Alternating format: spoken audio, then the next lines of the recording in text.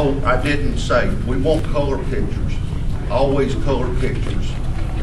And even though the magazine is partially colored, partially black and white, if we have color, we can go either way with it. If we only have black and white, then that limits us where we can put it in the magazine. And also, while we're talking about photographs, I've had people ask me, how do I get on the cover of American Dick magazine? Number one, we don't put people on the cover because the magazine is about the artifacts and the finds, but we will put your finds on there.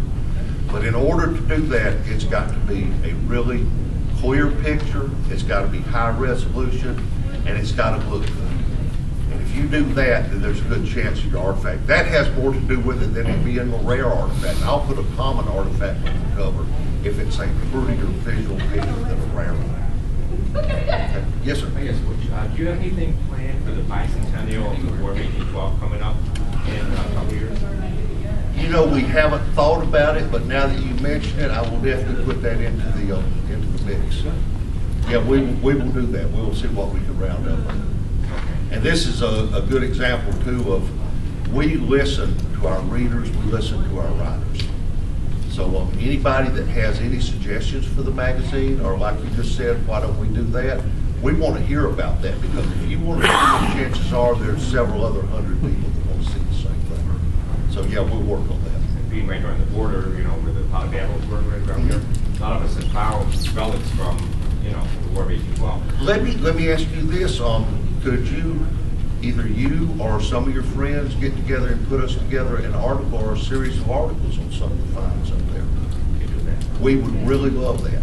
So get in touch with us. Be sure to do that, and go ahead and do it as soon as possible. And then what we will do is we will go ahead and work it into the bicentennial or the bicentennial of it. Yes, and we would love to do that. That would be awesome. Yeah, y'all get together and do that. Do more than one article. We'll run a series of them. We love that. We don't get enough War of 1812 stuff, and we don't get enough stuff from this area either. So that would be great. Wonderful. Yes, sir. I don't follow your magazine too much, only because I don't see it that much. But your writers, are they weekly or bi-monthly writers?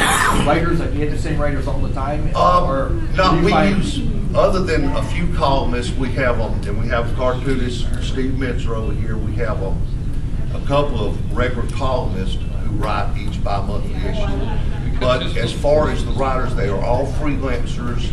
Some of them appear in the magazine only once or twice over our 6-year history. Other ones submit articles to us all the time. You might see them 2 or 3 times a year.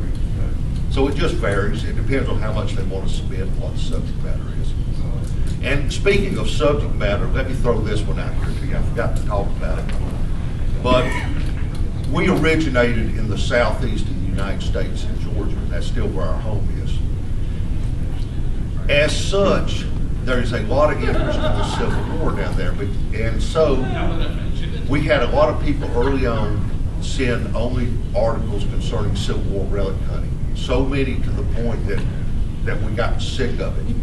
And we still run Civil War articles in the magazine, but we want Revolutionary War articles, we want War of 1812 articles, we want coin articles, we want we're getting more into jewelry now.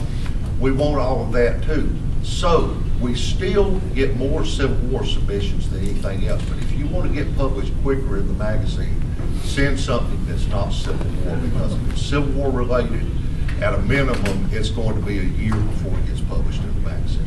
If you send something, say War of 1812 or Revolutionary War, it'll probably come up in the next issue or two, because we try to really give a broad scope to the magazine. More diversified, yes, exactly. Okay. Your articles that you have sent to you, do you want them in a Word format or? Word format, yes, that's what standard. We prefer, Word. And I'm no computer guru at all, and there's been some kind of change in Word lately that occasionally we will get a document that says it's a Word document, and for some reason we have trouble opening it. You probably don't have the new version. It's the new version, and if that happens, send it to us anyway. We will mess around with it until we get it to open, or we'll get back with you and do something else. But as a general rule, send it in Word format. And send it as an attachment on the email, that'll be fine. Any more questions? Yeah.